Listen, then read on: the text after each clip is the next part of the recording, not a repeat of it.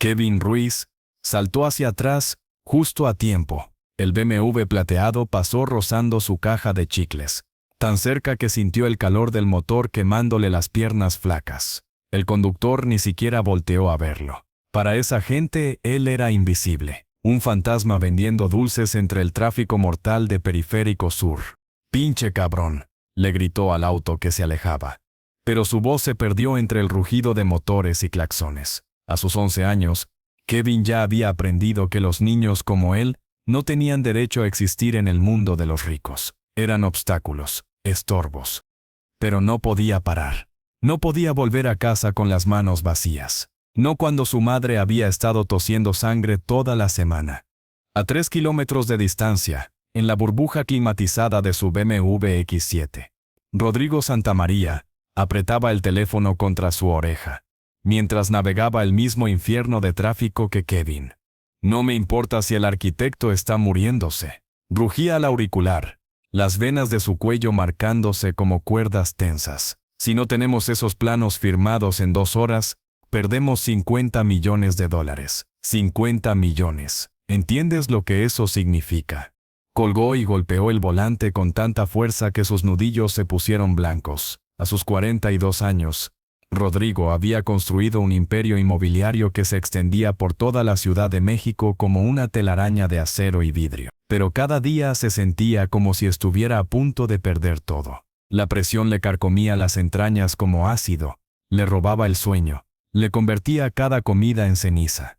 El teléfono vibró. Era su madre desde el hospital. Otra vez. «Rodrigo, mijo, por favor ven a verme. Los doctores dicen que el cáncer se está extendiendo, y que tal vez». Colgó sin dejarla terminar. No tenía tiempo para enfermedades, no tenía tiempo para moribundos. Su madre llevaba 3 meses en el hospital, y él había ido a verla exactamente una vez, por 15 minutos, entre 2 reuniones. El teléfono volvió a sonar. Mensaje de su ex esposa. «Sebastián pregunta si irás a su graduación.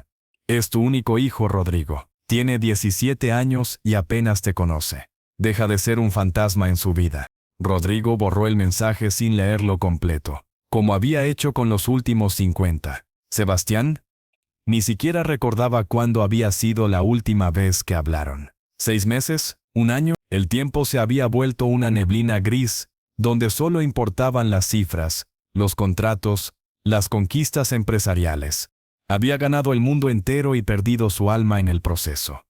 Rodrigo sintió el primer golpe del neumático cuando faltaban exactamente 8 minutos para su reunión con los inversionistas japoneses. El volante comenzó a vibrar como si el auto tuviera fiebre. Luego llegó el sonido, ese golpeteo rítmico y siniestro que todo conductor teme escuchar. «No, no, no, no puede ser», gritó al parabrisas, como si sus gritos pudieran detener la física. Sus manos sudaban sobre el volante de cuero alemán, mientras dirigía el BMW hacia el acotamiento, bajo el mismo puente mugriento donde Kevin vendía chicles. La llanta trasera derecha estaba completamente destrozada. Un clavo industrial, del tamaño de un dedo, la había atravesado como una lanza, dejando un agujero por donde se escapaba el último aliento del neumático.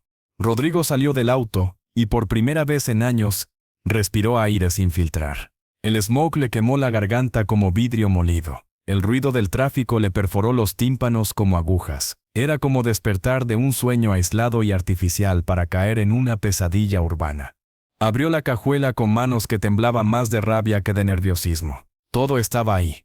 La llanta de refacción envuelta en plástico como un regalo que nunca se abre. El gato hidráulico reluciente. Las herramientas organizadas como instrumentos quirúrgicos. Todo nuevo, todo intacto.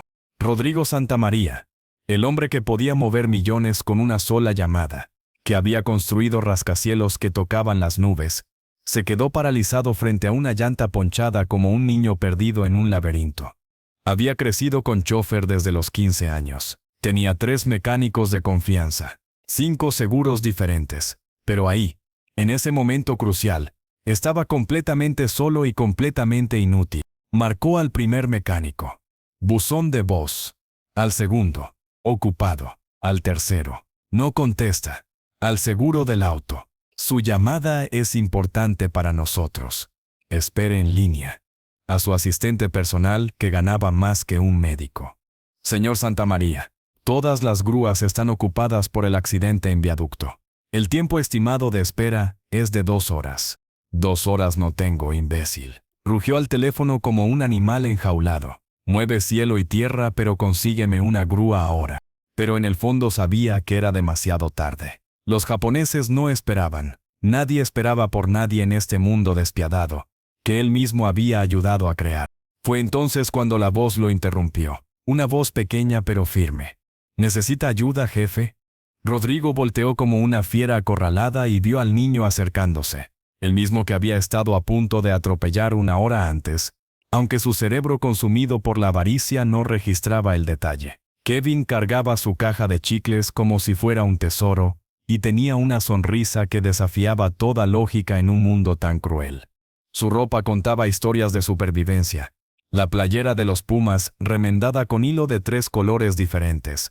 Los jeans con parches hechos de retazos, que su madre había cosido con amor y desesperación. Los tenis que alguna vez fueron blancos, pero ahora tenían el color permanente del polvo de la ciudad y las lágrimas secas. Pero sus ojos brillaban con una luz que Rodrigo había perdido hacía décadas, una luz que hablaba de sueños intactos y esperanza inquebrantable. «Se le ponchó la llanta, ¿verdad?», preguntó Kevin con la naturalidad de quien ha visto demasiada miseria para sorprenderse por algo tan simple. «Yo le ayudo. Sé hacerlo». «¿Tú?», se rió con una carcajada que sonó como cristales rompiéndose. «Niño, esto es un BMW. Cuesta más dinero del que tu familia verá en toda su miserable vida. No es una bicicleta oxidada de la basura». Las palabras salieron de su boca como veneno. Pero Kevin no se inmutó. Había escuchado crueldades peores.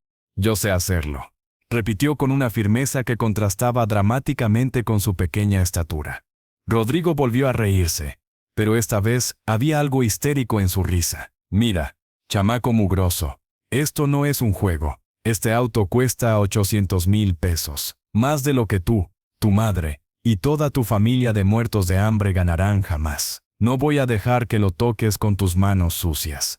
Pero Kevin ya se había acercado a la cajuela y examinaba las herramientas con una mirada que Rodrigo no supo interpretar. No era la mirada de un niño viendo juguetes. Era la mirada de un profesional evaluando su material de trabajo. «Mi jefe Ramiro tiene un taller por aquí cerca, en la Doctores», explicó Kevin sin inmutarse por los insultos. «Yo le ayudo los fines de semana porque mi mamá no me puede dejar solo. He cambiado más llantas de las que usted se imagina». Rodrigo miró su Rolex. El tiempo se escurría como sangre de una herida abierta. Los japoneses estarían llegando al restaurante. Su socio estaría sudando. Su asistente estaría inventando excusas. Su imperio estaría tambaleándose. «¿Sabes qué, escuincle?», dijo con la desesperación de un hombre al borde del abismo. «Te doy 2,000 pesos si cambias esa llanta en menos de 20 minutos. Pero si la cagas, si le haces el más mínimo rasguño a mi auto, te juro que te meto a la cárcel». Kevin lo miró con esos ojos que habían visto demasiada injusticia para sorprenderse por una más. «No se preocupe, jefe. No soy ratero. Y no necesito su dinero. Pero si quiere darme algo para ayudarle a mi mamá con las medicinas, pues no me opongo». «Medicinas». La palabra golpeó a Rodrigo como una bofetada inesperada. ¿Qué medicinas podía necesitar un niño de la calle? Lo que siguió fue una lección de humildad disfrazada de mecánica básica. Una masterclass en dignidad humana impartida por el profesor más inesperado. Kevin se arrodilló junto a la llanta con la solemnidad de un cirujano iniciando una operación delicada. Sus movimientos eran precisos, seguros, como si hubiera nacido con herramientas en las manos. Mientras trabajaba, Kevin siguió hablando con esa naturalidad que desarma cualquier pretensión. «¿Sabe qué, jefe? Esta llanta ya estaba pidiendo auxilio desde hace mucho. ¿Ve estas marcas aquí en el costado? ¿Y cómo está más gastada de este lado que del otro? Su carro lleva meses diciéndole que necesita alineación». Rodrigo observaba, hipnotizado a pesar de sí mismo. Las manos del niño, pequeñas y morenas, marcadas por pequeñas cicatrices que hablaban de una vida dura, se movían con más seguridad y conocimiento que las suyas en cualquier negociación multimillonaria. «¿Cómo aprendiste todo esto?», preguntó, Y por primera vez en años, su voz no tenía ese tono de superioridad que había cultivado como una segunda piel. Kevin se encogió de hombros mientras colocaba el gato hidráulico en el punto exacto del chasis, sin consultar manual alguno. Mi papá se fue cuando yo tenía 5 años. Un día estaba ahí, y al siguiente había desaparecido, como si nunca hubiera existido. Mi mamá nunca me explicó por qué, pero yo sé que fue porque éramos muy pobres, y él no aguantó la presión. El niño comenzó a elevar el auto con movimientos rítmicos, cada bombeada calculada.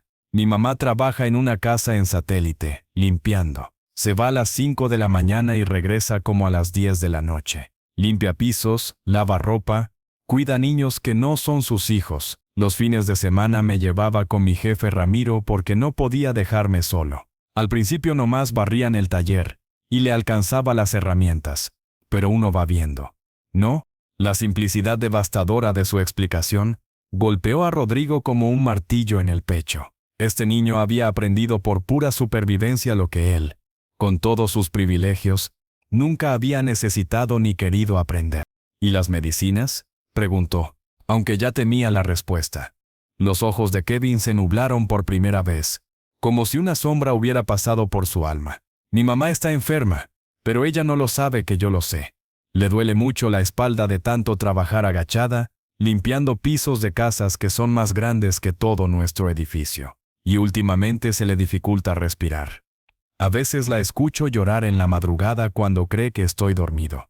Kevin había quitado completamente la llanta ponchada y la depositó en el suelo con un cuidado que contrastaba brutalmente con la forma en que Rodrigo trataba a las personas. Fui con ella al doctor del centro de salud el mes pasado. El doctor dijo que tiene algo en los pulmones, que necesita estudios caros y medicinas que cuestan más de 2,000 pesos al mes. 2,000 pesos al mes. Rodrigo gastaba eso en un almuerzo, una sola comida. Por eso vendo chicles, continuó Kevin mientras montaba la llanta de refacción con la destreza de un mecánico profesional. Ella no sabe. Si se entera, se pone furiosa. Dice que tengo que estudiar, no trabajar, que para eso se mata trabajando, para que yo tenga un futuro mejor. Pero es que la veo llegar a la casa. Jefe, tan cansada que a veces se queda dormida en la mesa antes de cenar. Rodrigo sintió como si alguien le hubiera vaciado cemento líquido en el estómago. Pensó en su propia madre pudriéndose en un hospital mientras él acumulaba millones. Pensó en Sandra, esta mujer que no conocía pero que ya admiraba, limpiando las casas de gente como él mientras su patrona se quejaba de que el servicio doméstico no entendía el valor de las cosas finas. ¿Cuánto gana tu mamá?, preguntó, aunque la pregunta le quemaba la garganta. 4,500 pesos al mes, cuando no le descuentan por llegar tarde o por romper algo sin querer. El mes pasado rompió una copa de cristal que costaba más de lo que ella gana en una semana. Se lo descontaron completo de su sueldo. 4,500 pesos. Rodrigo había pagado 8,000 pesos por una botella de vino la noche anterior. Una sola botella que había tomado sin saborearlo, mientras revisaba emails en su teléfono. Kevin apretó las tuercas en forma de estrella, explicando cada movimiento. Siempre en cruz, nunca en círculo, para que la presión se distribuya parejo. Si las aprieta todas de un lado, la llanta se puede deformar y después vibra feo.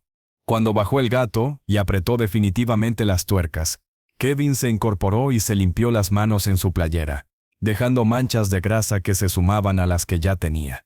Listo, jefe, ya puede irse, pero recuerde no más de 80 kilómetros por hora con esta llanta temporal, y tiene que cambiarla por una nueva en los próximos días, porque esta es solo para emergencias.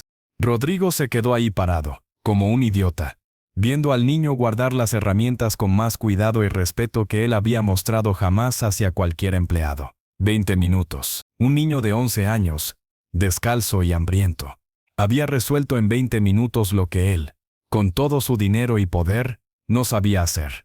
Kevin, dijo finalmente, y su voz sonaba extraña incluso para él mismo. ¿Tienes hermanos? No, jefe. Solo somos mi mamá y yo. Mi mamá dice que cuando nací, casi se muere en el parto, que tuvieron que hacerle cesárea de emergencia, y que perdió mucha sangre. Dice que los doctores le dijeron que era muy peligroso tener más hijos, pero que no le importaba porque yo era suficiente bendición para toda una vida. Rodrigo pensó en Sebastián, su hijo de 17 años que ya no le dirigía la palabra. En todas las graduaciones perdidas, los partidos de fútbol sin ver, las conversaciones que nunca tuvieron, los te amo que nunca se dijeron. Sebastián, su hijo, su único hijo, que había crecido preguntando por qué papá nunca tenía tiempo, que había dejado de preguntar, que había dejado de esperarlo, que ahora lo saludaba con la cortesía fría que se reserva para extraños. Yo, comenzó a decir, pero las palabras se le atascaron como cristales en la garganta. Kevin lo miró con esos ojos que veían demasiado. «Está bien, jefe, se ve triste». Rodrigo sacó su cartera con manos que temblaban visiblemente. Le extendió un billete de 1000 pesos, pero Kevin retrocedió. «Oiga, jefe, yo no le pedí nada, nomás quería ayudarlo». «Te lo ganaste», insistió Rodrigo. «Pero quiero que me hagas un favor más grande que cambiar la llanta». «¿Cuál?» «Que me des la dirección de tu casa, y que me digas dónde trabaja tu mamá». Kevin lo miró con esa desconfianza que solo tienen los niños que han sido traicionados demasiadas veces por el mundo adulto. «¿Para qué quieres saber?» «Porque quiero conocer a la mujer que crió al niño más valioso que he conocido en mi vida». Esa tarde, después de la reunión con los japoneses, a la que llegó 40 minutos tarde, pero de milagro logró salvar, Rodrigo canceló todas sus citas y manejó hasta Satélite. La dirección que Kevin le había dado lo llevó a una zona de casas enormes, cada una como un pequeño palacio rodeado de jardines perfectos y muros altos. Encontró la casa correcta, una mansión de 3 pisos con fuentes en el jardín y 4 autos de lujo estacionados en una cochera que era más grande que muchos departamentos. Se quedó afuera, esperando. Sandra Ruiz caminaba hacia la parada del camión, con una bolsa de plástico en la mano lisa. Seguramente las obras que le habían permitido llevarse a casa, y los pies hinchados asomándose por unos zapatos que habían conocido mejores tiempos. «Señora Ruiz».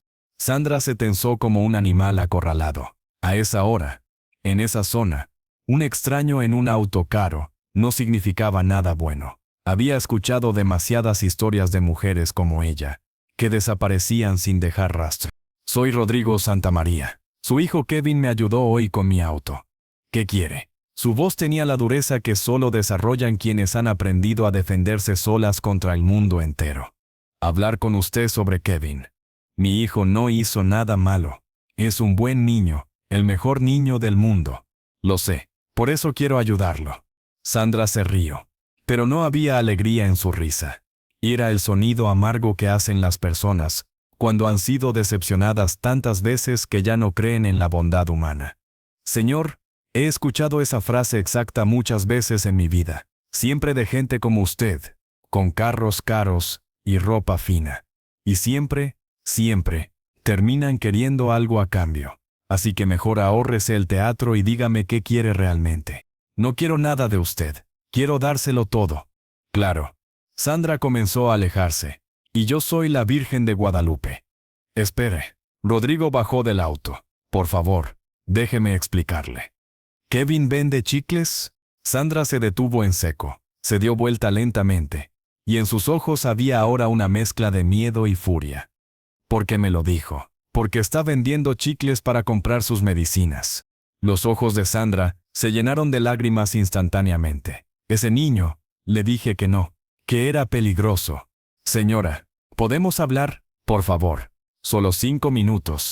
La conversación se extendió hasta altas horas en una taquería de 24 horas, que olía a grasa quemada y desesperanza. Sandra le contó su vida en fragmentos dolorosos, como si cada palabra le costara un pedazo del alma.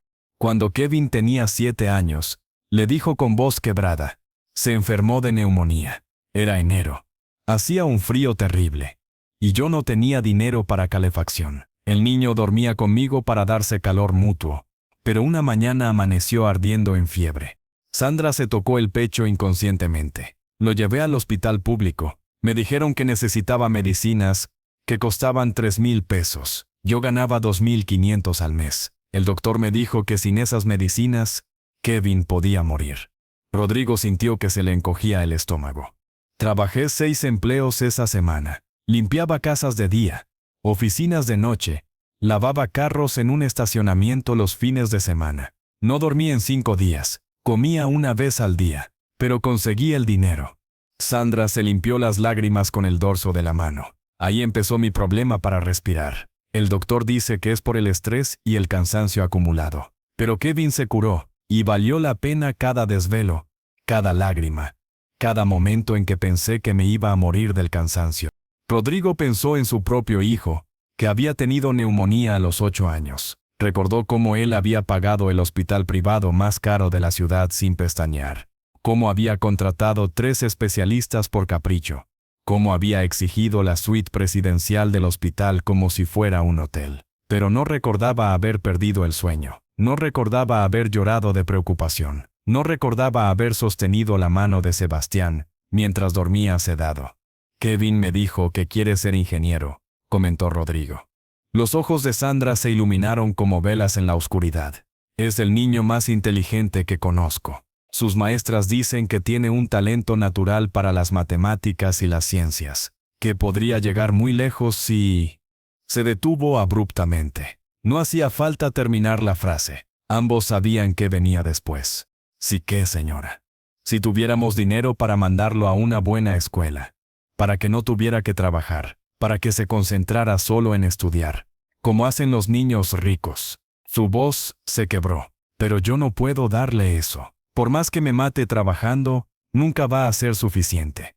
Sandra se cubrió el rostro con las manos. ¿Sabe cuál es mi mayor miedo? Que Kevin se canse de estudiar, que vea lo duro que es esto, y decida que es más fácil trabajar, que termine como yo, limpiando las casas de otros, siendo invisible para el mundo. ¿Y si no tuviera que escoger?, preguntó Rodrigo. ¿Cómo?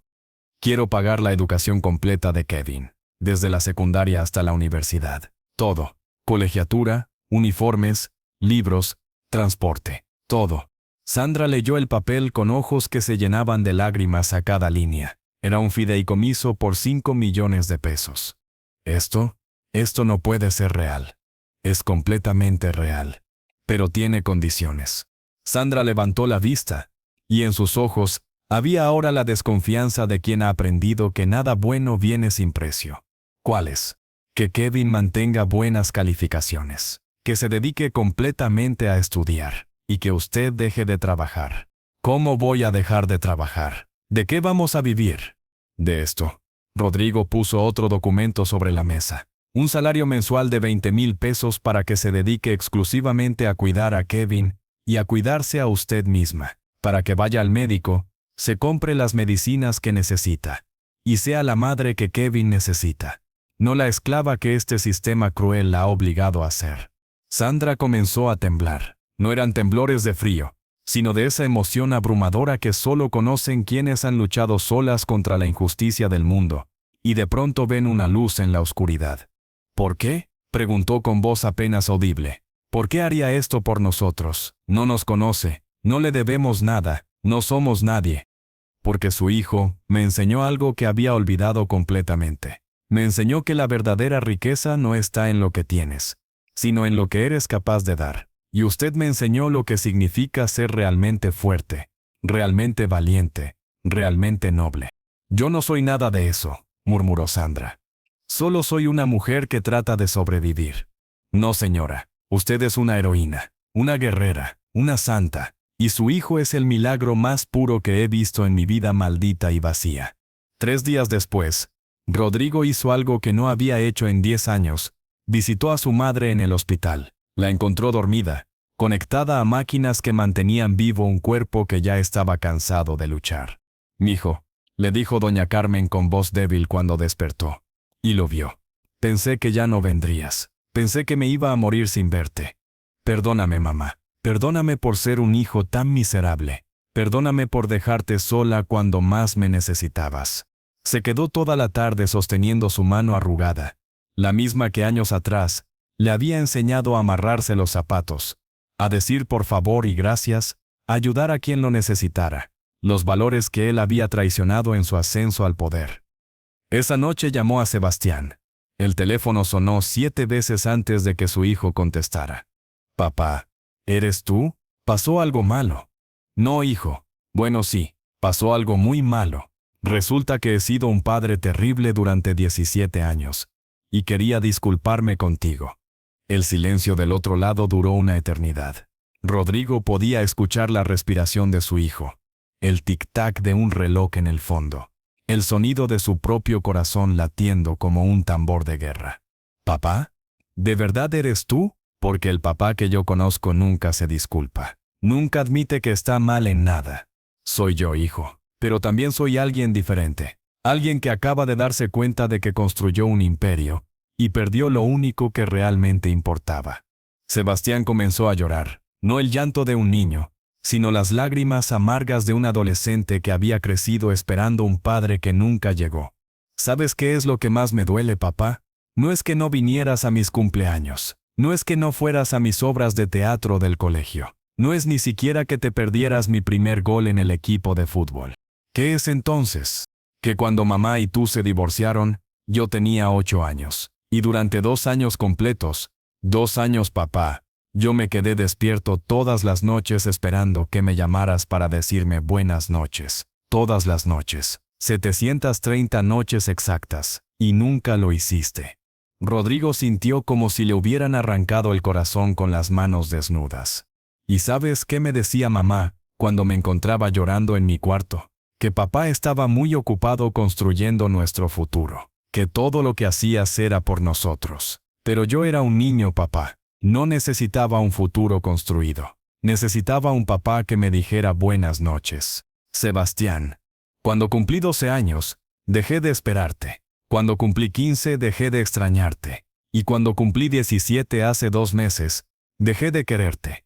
Las palabras fueron como balas, cada una encontrando su blanco en el alma de Rodrigo. Pero ¿sabes qué es lo más triste de todo, papá? Que a pesar de todo eso, cuando veo tu nombre en la pantalla del teléfono, mi corazón todavía late más rápido. Porque una parte de mí, la parte idiota y esperanzada, todavía cree que tal vez esta vez seas el papá que siempre necesité. Quiero serlo, hijo. Quiero intentarlo. Sé que no merezco una oportunidad. Pero, ¿de verdad, vas a venir a mi graduación? Los meses que siguieron fueron los más difíciles y los más reveladores de la vida de Rodrigo. Descubrió que cambiar la vida de otros era fácil cuando tenías dinero. Lo difícil era cambiarse a sí mismo. Kevin regresó a la escuela de tiempo completo, pero siguió visitando el taller de Ramiro los sábados, no por necesidad económica, sino porque había encontrado en el viejo mecánico una figura paterna que lo guiaba con paciencia y sabiduría. Sandra dejó de trabajar en casas ajenas, pero le tomó meses acostumbrarse a no levantarse a las 4 de la mañana. Sus manos, acostumbradas al trabajo constante, tardaron semanas en dejar de temblar. El médico confirmó que tenía principios de enfisema por inhalar tantos químicos de limpieza durante años, pero con el tratamiento adecuado y el descanso, su condición se estabilizó. Gracias por volver a ser mi niño, fueron sus últimas palabras. El funeral fue pequeño. Estaban Rodrigo, Sebastián, algunos viejos amigos de doña Carmen, y Kevin con Sandra. El niño había insistido en ir, aunque apenas conocía a la señora. Es que usted me dijo que su mamá me quería conocer, le explicó a Rodrigo. Y yo siempre cumplo mis promesas. Durante el entierro, Kevin se acercó a la tumba y dejó una pequeña flor que había arrancado del jardín del cementerio. Señora Carmen, murmuró en voz baja, gracias por hacer un hijo como el señor Rodrigo. Está aprendiendo a ser buena persona. Y eso es lo más difícil que hay. La graduación de Sebastián fue en mayo. Rodrigo llegó 2 horas antes. Se sentó en primera fila. Y por primera vez en 17 años, apagó completamente su teléfono. Cuando llamaron el nombre de su hijo, gritó como cualquier padre orgulloso. Sebastián lo buscó entre el público. Y cuando sus ojos se encontraron, ambos sonrieron con esa complicidad que solo existe entre padres e hijos, que han encontrado el camino de regreso al amor. Después de la ceremonia, Rodrigo cumplió su promesa. Llevó a Sebastián a conocer a Kevin y Sandra. El encuentro fue en el nuevo departamento que Rodrigo les había conseguido. Un lugar modesto pero digno en una zona segura. Papá me contó que tú le enseñaste a cambiar una llanta, le dijo. Sebastián a Kevin, ¿es cierto que lo hiciste llorar? Kevin se rió. No fue a propósito. Creo que ya tenía ganas de llorar desde hace mucho tiempo. Sandra preparó quesadillas en el comal Y por primera vez en años, Rodrigo comió una comida hecha con amor en lugar de dinero. Durante la sobremesa, Kevin ayudó a Sebastián con un problema de física que había estado resolviendo para su ingreso a la universidad. ¿Cómo sabes tanto?, preguntó Sebastián, impresionado. Esa noche, cuando Rodrigo llevó a Sebastián de regreso a casa de su madre, su hijo le dijo algo que guardaría en el corazón para siempre. Papá, me da mucho gusto conocer al hombre que realmente eres, no al que creías que tenías que ser. Pasaron 5 años. Kevin se convirtió en una estrella académica. Siempre el primero de su clase. Siempre con proyectos que sorprendían a sus maestros. Sandra estudió enfermería en las noches y se graduó a los 50 años, cumpliendo un sueño que había enterrado décadas atrás. Rodrigo siguió siendo exitoso en los negocios, pero cambió la forma de hacer dinero. Estableció un programa de becas para niños trabajadores. Contrató a madres solteras en sus empresas, ofreciéndoles horarios flexibles y guarderías. Construyó viviendas de interés social en lugar de solo torres para millonarios.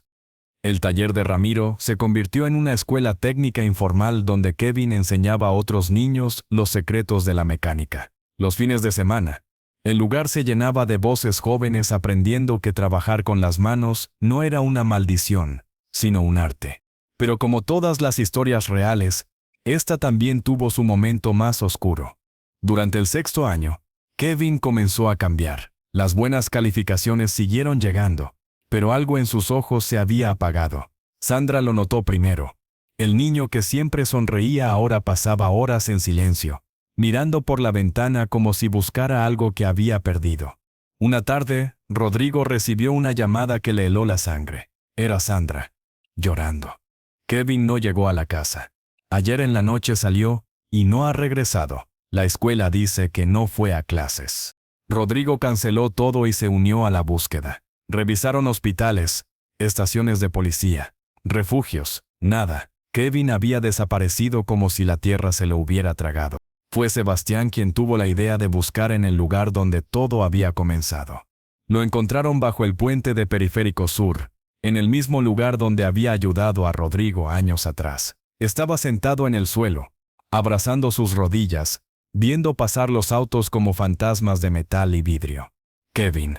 Rodrigo se acercó lentamente, como quien se aproxima a un animal herido. ¿Qué haces aquí? El muchacho, ahora de 17 años, levantó la vista. Sus ojos tenían una tristeza que rompía el alma. ¿Sabe qué es lo más raro, señor Rodrigo? Tengo todo lo que siempre soñé. Buenas calificaciones, una beca para la universidad, una mamá sana, un futuro prometedor, pero me siento vacío. Se limpió una lágrima que se había escapado. Ayer un compañero de la escuela me dijo que yo no merecía estar ahí, que solo era un proyecto de caridad de un millonario que se sentía culpable, que nunca iba a ser realmente uno de ellos. ¿Y tú qué le dijiste? Nada, porque tal vez tiene razón, tal vez soy solo su proyecto de caridad, su forma de comprarse un lugar en el cielo. Kevin, mírame. El muchacho levantó la vista. Cuando yo tenía tu edad, lo tenía todo. Dinero, oportunidades, una familia que me amaba. ¿Sabes qué hice con todo eso? Lo desperdicié. Me convertí en un monstruo. Perdí a mi familia. Traicioné mis valores. Vendí mi alma por billetes. Rodrigo puso su mano en el hombro del muchacho. Tú naciste en la pobreza y te convertiste en luz. Yo nací en la riqueza y me convertí en oscuridad. ¿Quién de los dos crees que es más valioso? Pero, no hay peros. Kevin, tú no eres mi proyecto de caridad. Yo soy el tuyo. Tú me salvaste. Tú me enseñaste a ser humano. Tú me diste la oportunidad de conocer a mi hijo, de despedirme de mi madre, de encontrar un propósito real en la vida. Kevin comenzó a llorar, pero esta vez no eran lágrimas de tristeza. Tengo miedo, admitió. Tengo miedo de no ser suficiente, de decepcionar a mi mamá, de decepcionar a usted, de demostrar que ese compañero tiene razón. ¿Sabes cuál es la diferencia entre tú y ese compañero? ¿Cuál? Que él nació creyendo que se lo merecía todo. Tú naciste sabiendo que tienes que ganarte todo. Eso no es una desventaja, Kevin. Es tu superpoder. El último año de preparatoria de Kevin fue triunfal. No solo mantuvo sus excelentes calificaciones, sino que ganó el concurso nacional de ciencias con un proyecto sobre motores híbridos que desarrolló en el taller de Ramiro. La graduación fue un evento que ninguno de los presentes olvidaría jamás. Kevin fue el orador de la generación, y su discurso no habló de logros académicos o planes futuros. Habló de gratitud.